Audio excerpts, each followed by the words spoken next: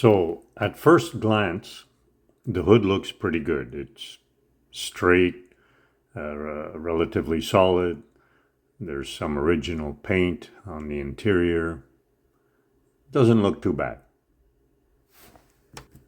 Unfortunately, if we have a closer look, we notice that this bracket and this bracket on one side of the hood are missing from the other side. Also, there's a bolt that's broken off inside the speed nut. Because we moved the radiator forward 3 inches, we also have to move this air dam. It seals against the radiator. So it can come forward. There's a place to bolt it each side and a place to bolt it on the bottom. But it has to be trimmed and modified to fit in there. So that's going to be a challenge.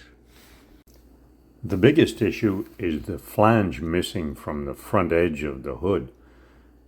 Somebody tore out the old plate and with it the front flange. The handle is okay.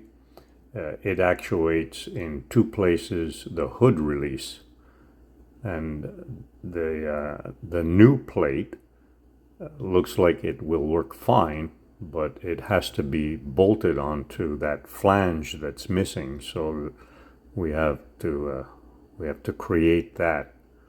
That'll be another challenge.